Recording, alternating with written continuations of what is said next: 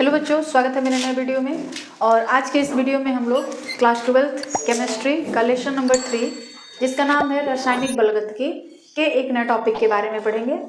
और आज का जो हमारा टॉपिक है वो है अभिक्रिया का वेग। कल हम लोगों ने पढ़ा था कि जो अभिक्रियाएं होती हैं वो मुख्य रूप से अभिक्रिया के वेग के आधार पर 3 तरह की होती हैं: मंद गति की अभिक्रिया, तीव्र गति की अभिक्रिया और अति मंद गति की अभिक्रिया।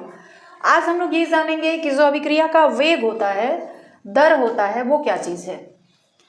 तो देखिए अभिक्रिया का वेग क्या है। इकाई समय में किसी भी अभिकारक या उत्पाद की सांद्रता में होने वाले परिवर्तन को रासायनिक अभिक्रिया की दर या वेग कहते हैं।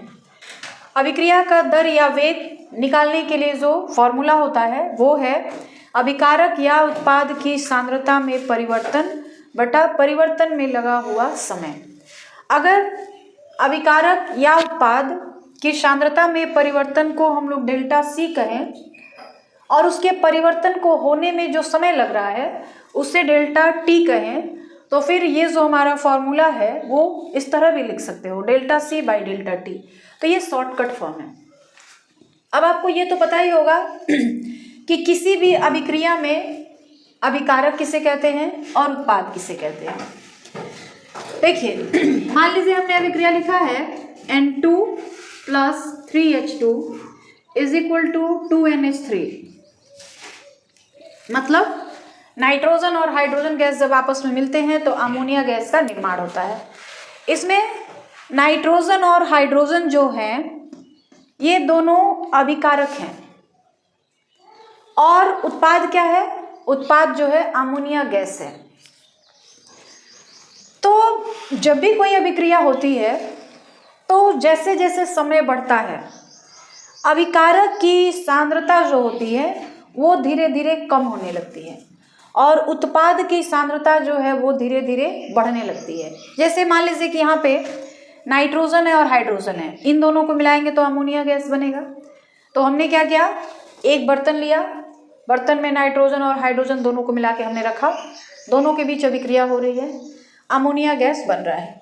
तो क्या होगा, जैसे जैसे अभिक्रिया होगी समय बदलेगा, वैसे वैसे नाइट्रोजन और हाइड्रोजन की मात्रा कम होने लगेगी, क्योंकि यही दोनों मिलकर ना अमोनिया गैस का निर्माण कर रहे हैं। तो इन दोनों की मात्रा धीरे धीरे घटेगी, लेकिन जो उत्पाद है उसकी मात्रा धीरे धीरे क्या होगी, बढ़ेगी। तो कोई भी अभिक्रिया जब होती है उसमें समय बढ़ने के साथ अभिकारक की सांद्रता धीरे धीरे घटने लगती है और उत्पाद की सांद्रता धीरे धीरे बढ़ने लगती है। ठीक है, इसलिए अभिक्रिया का जो वेग है उसे 2 तरह से व्यक्त किया जा सकता है, क्योंकि इसमें पदार्थ 2 हैं, एक अभिकारक है और एक उत्पाद है। अभिकारक की सांद्रता घट रही है समय के साथ और उत्पाद की सांद्रता बढ़ रही है। तो आप ये भी लिख सकते हैं कि जो अभिक्रिया का वेग होता है वो किसके बराबर होता है, अभिकारक के सांद्रण में कमी बाई या बटा उसमें जो समय लग रहा है।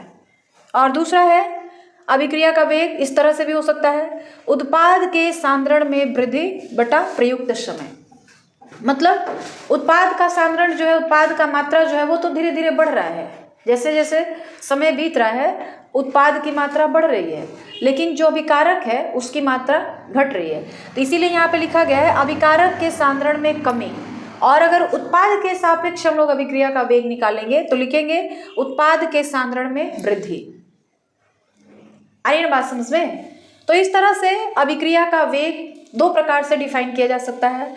अगर अभिकारक के हिसाब से किया जाए तो उसकी अभिकारक के सांद्रण में कमी होती है, उत्पाद के हिसाब से किया जाएगा तो उत्पाद के सांद्रण में वृद्धि होती है, और उसमें कितना समय लग रहा है। फॉर एग्जाम्पल आप मान लीजिए, खासकर ये लड़कियों के लिए, क्योंकि रोटी पकाने का काम तो लड़कियां ज़्यादा करती हैं, आप आटा गूंथ करके लेके बैठे हुए हैं, ठीक है, वो आपका अभिकारक हो गया। जैसे जैसे आप रोटी पकाते जाएंगे जो गूथा हुआ आटा है ना उसकी मात्रा धीरे धीरे कम होती जाएगी। लेकिन दूसरी तरफ उत्पाद, अगर आप रोटी को समझ रहे हैं तो रोटी की जो मात्रा होगी वो धीरे धीरे क्या होगी, बढ़ती जाएगी। आटा घट रहा है, जो उत्पाद है उसकी मात्रा धीरे धीरे क्या हो रही है, घट रही है। लेकिन उत्पाद अगर रोटी है तो उसकी मात्रा धीरे धीरे क्या हो रही है, बढ़ रही है जैसे जैसे समय बढ़ेगा। मान लीजिए 10 मिनट आपने रोटी पकाया तो जितना रोटी था 20 मिनट के बाद आएंगे तो रोटी की मात्रा बढ़ी हुई रहेगी, लेकिन जो गूथा हुआ आटा था उसकी मात्रा घटी हुई रहेगी। तो वही कहा जाता है कि जब भी कोई अभिक्रिया होती है उत्पाद की मात्रा बढ़ती है, लेकिन जो अभिकारक की मात्रा होती है वो घटती है। और जैसे जैसे समय बढ़ता है, समय अगर 10 मिनट बाद देखेंगे तो उत्पाद कुछ रहेगा, 20 मिनट बाद देखेंगे तो उत्पाद और बढ़ जाएगा, 30 मिनट बाद देखेंगे तो उत्पाद और बढ़ जाएगा, लेकिन अभिकारक उतना ही कम होता जाएगा। तो ये दोनों इन्वर्सली प्रोपोर्शनल हैं, मतलब उत्पाद और अभिकारक दोनों जो है इन्वर्सली है एक दूसरों के, क्योंकि एक बढ़ रहा है और दूसरा घट रहा है। अभिकारक घट रहा है लेकिन उत्पाद बढ़ता जा रहा है।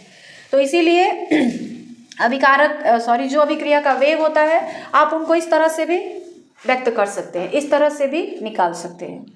उसके बाद है अभिक्रिया के वेग का मात्रक।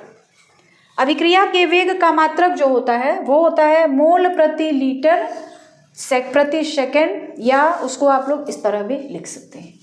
तो ये कोई भी अभिक्रिया हो उसका मात्रक यही होता है मोल प्रति लीटर प्रति सेकंड। ठीक है, तो ये बातें क्लियर हो गई आपको कि अभिक्रिया का वेग क्या है, उसे हम लोग किस तरह से प्रदर्शित करते हैं। क्लियर है, कोई दिक्कत नहीं है, आगे बढ़ा जाए अब। चलिए अब हम लोग जो अभिक्रिया का वेग है, दर है, वो कितने प्रकार के होते हैं। रासायनिक बलगतिकी के अनुसार जो अभिक्रिया के वेग हैं वो 3 तरह के हैं। ठीक है, हम लोग को 3 ही के बारे में पढ़ना है। आपका जो सिलेबस है क्लास 12th में उसमें 3 ही तरह के पढ़ने हैं। पहला है औसत वेग या औसत दर।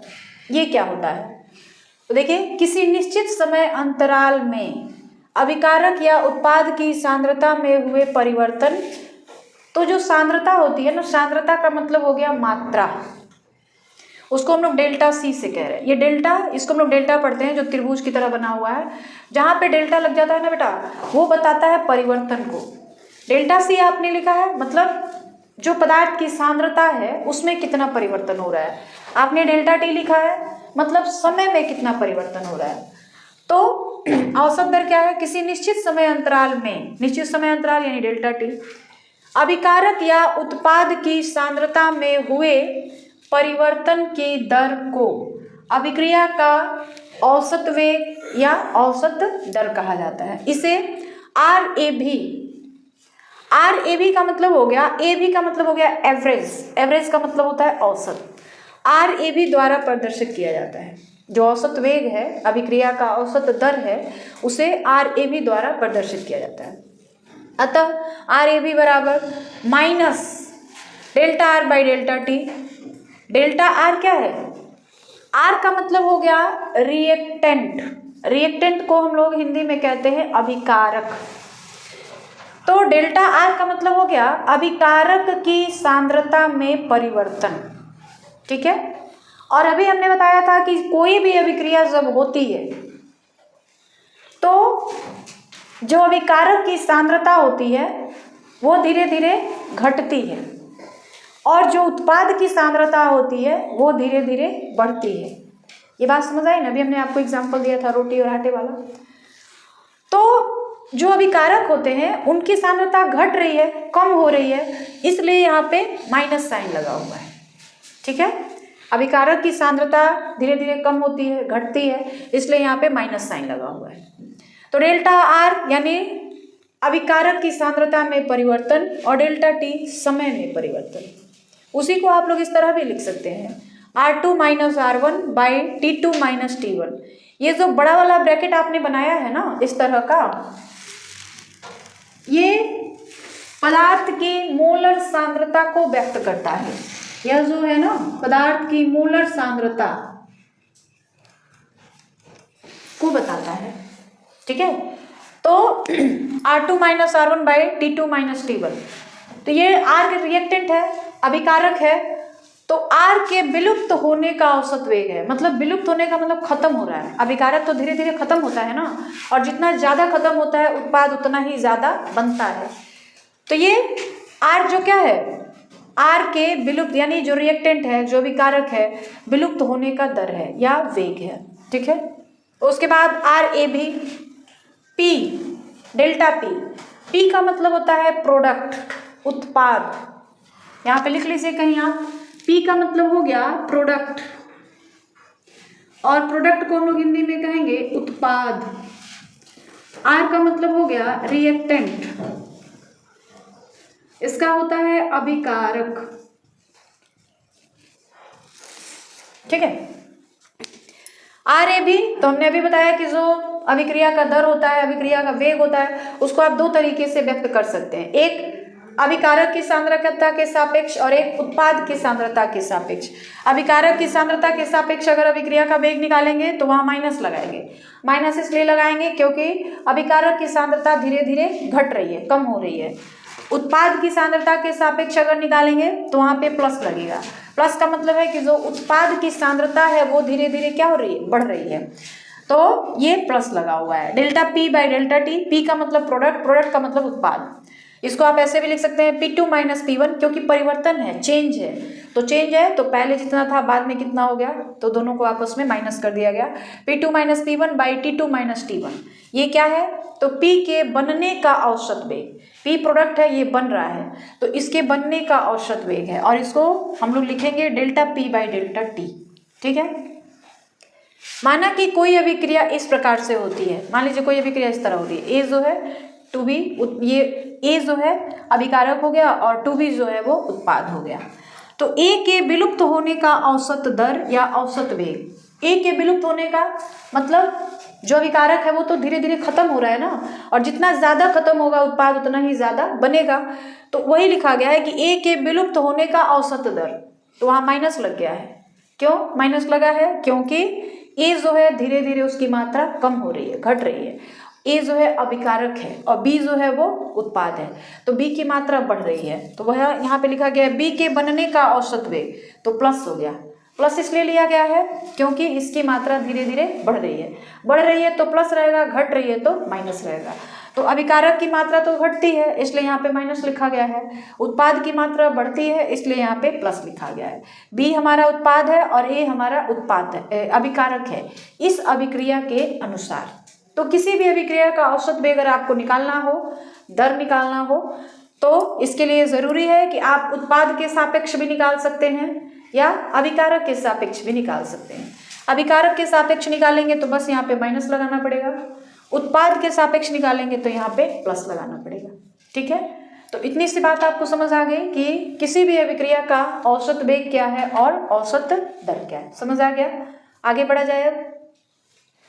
अब हम लोग ये जानेंगे कि जो कोई भी रासायनिक अभिक्रिया होती है तो अभिक्रिया के औसत वेग और अभिकारकों तथा उत्पादों के रस समीकरण गुणांकों में क्या संबंध होता है।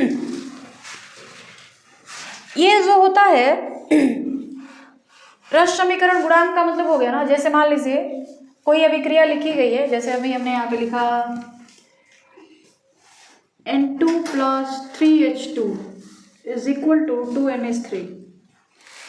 तो ये रस समीकरण गुणांक क्या होते हैं, आगे जो नंबर्स होते हैं ना यहाँ पे, जिसको हम लोग मोलों की संख्या कहते हैं, यहाँ पे कुछ नहीं है तो 1 माना जाएगा, यहाँ पे तो 3 है ही, यहाँ पे 2।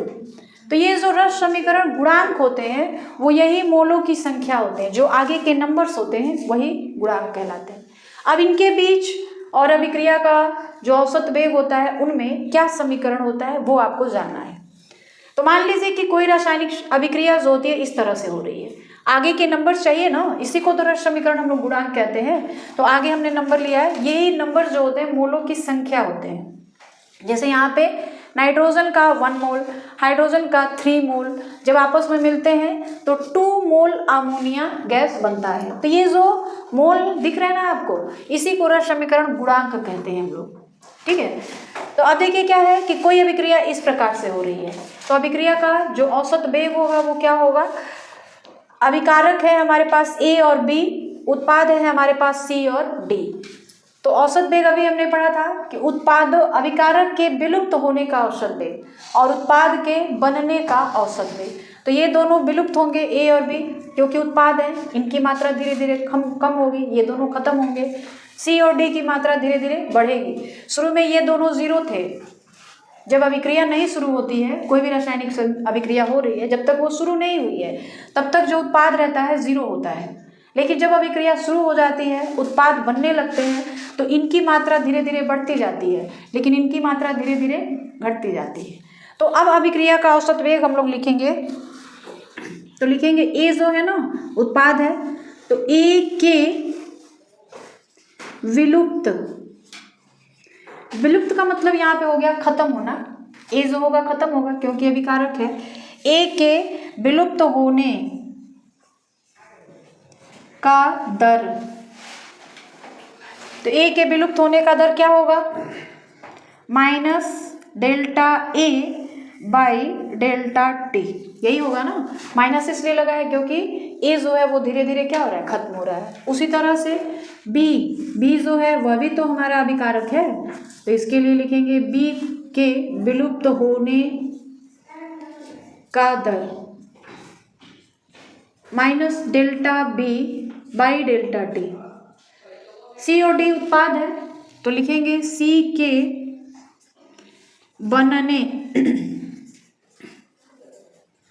बनने का दर या वेग, ये हो जाएगा plus delta C by delta T. बन रहा है, उसकी मात्रा धीरे धीरे बढ़ रही है, तो प्लस लगा दिया हमने। उसी तरह डी के बनने का दर, या दर को हम लोग वेग भी कह सकते हैं। अगर दर पूछा जाए तो दर, वेग पूछा जाए तो वेग। ये ना कहिएगा कि दर पढ़ाया गया है वेग नहीं पढ़ाया गया है, दोनों सेम चीज़ है। तो ये हो जाएगा डेल्टा, यहाँ पे एक चीज़ ध्यान दीजिएगा, मोलर सांद्रता लिखना जरूरी है आपको, बड़ा वाला ब्रैकेट लगाना जरूरी है। बड़ी ब्रैकेट किस चीज़ को दिखाती है, मोलर सांद्रता को, बाई डेल्टा टी, ठीक है।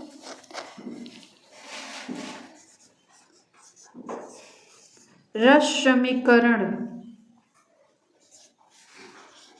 मिति, जो रस समीकरण है ना उसी से आया है रस समीकरण मिति, या दर नियम यहाँ नहीं होता है। रस समीकरण मिति के अनुसार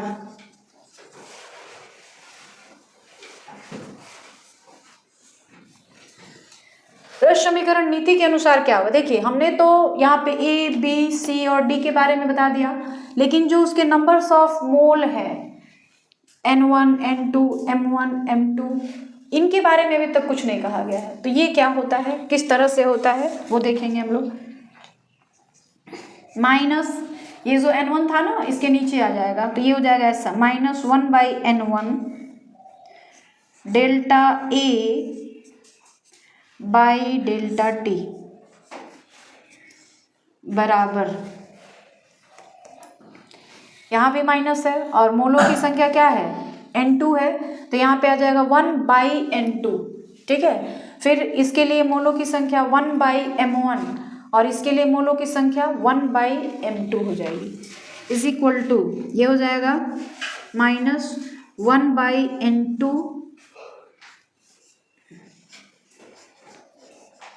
by delta T is equal to 1/M1 delta C by delta T is equal to 1/M2 delta C, नहीं डी होगा यहाँ पे क्योंकि सी तक तो हमने लिख रखा है, डी बाई डेल्टा टी।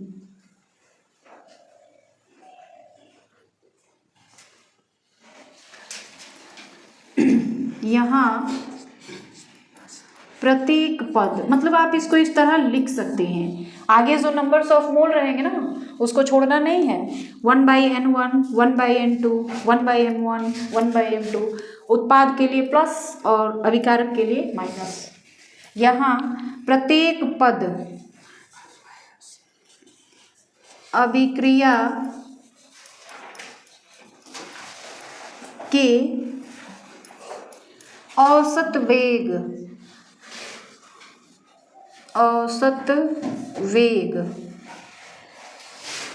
को दर्शाते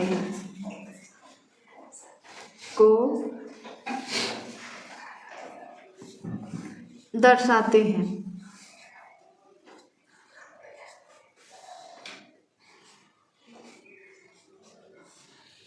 ठीक है।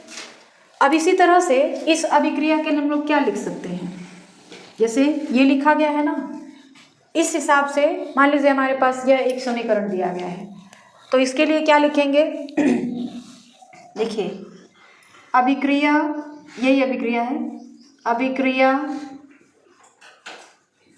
की औसत दर या औसत वेग, औसत वेग, ये देखिए यहाँ पे लिखा है ना कि इसमें जितने भी पद हैं, हमारे पास 4 पद हैं और ये चारों जो हैं प्रत्येक पद अभिक्रिया के औसत वेग को दर्शाते हैं। तो यहाँ पे हमारे पास 3 पद हैं और 3 पद आपको लिखने हैं, यानी 3 बार औसत वेग लिखना पड़ेगा। तो किस तरह से लिखेंगे, इस हिसाब से आपको लिखना है। तो क्या हो जाएगा, N2 के लिए औसत वेग क्या लिखोगे, ये जो N2 है अभिकारक है, H2 जो है यह भी अभिकारक है और NH3 जो है वो उत्पाद है। तो अभिक्रिया का औसत वेग N2 के सापेक्ष, जो हमारा अभिकारक है N2, उसके सापेक्ष क्या हो जाएगा, तो उसके लिए हम लोग लिखेंगे minus is equal to minus delta N2 by delta T। ठीक है। H2 के लिए क्या लिखेंगे वो भी देखिए, इसी प्रकार H2 के लिए क्या हो जाएगा, तो हो जाएगा -1/3 delta H2 by delta T। और जो हमारा उत्पाद है अमोनिया, उसके लिए क्या हो जाएगा, एक ही साथ लिख देते हैं सबको, इज इक्वल टू अमोनिया के लिए हो जाएगा 1/2 delta NH3 by delta T। अभी बात समझ में, जैसे हमने ये लिखा था ना, उसी तरीके से अभिक्रिया का औसत वेग क्या हो जाएगा, अभिकारक है तो माइनस रहेगा, यहाँ तो कोई मोल की संख्या दी नहीं गई है तो 1 है, यहाँ पे मोल की संख्या 3 है तो -1/3 delta H2 by delta T, और यहाँ पे मोल की संख्या 2 है तो 1/2 delta NH3 by delta T। यहाँ पे भी माइनस है, यहाँ पे भी माइनस है, लेकिन यहाँ पे प्लस है, इसलिए कि N2 और H2 दोनों अभिकारक हैं, लेकिन जो अमोनिया है वो क्या है, प्लस में रहेगा क्योंकि वो उत्पाद है। आगे बात समझ में। तो ये कोई भी अभिक्रिया हो, उसके औसत वेग और उसके गुणांकों के बीच जो अभिकारक है या जो उत्पाद है, उनके जो रस समीकरण गुणांक होते हैं उनके बीच संबंध है, और उस संबंध को हम लोग इसी तरह से प्रदर्शित करते हैं। यानी कोई भी अभिक्रिया रहेगी तो आप इस तरीके से लिख सकते हैं। जैसे मान लीजिए हमने यहाँ पे लिखा है एक और समीकरण, H2 plus I2 is equal to 2HI। ठीक है। तो इसके लिए अभिक्रिया का वेग, औसत वेग क्या हो जाएगा, अभिक्रिया का औसत वेग क्या होगा, minus delta H2 by delta T minus delta I2 by delta T is equal two plus 1/2 delta HI by delta T। इस तरह से आप लिख सकते हैं। ठीक है। तो किसी भी अभिक्रिया का औसत वेग आप इस तरह से प्रदर्शित कर सकते हैं।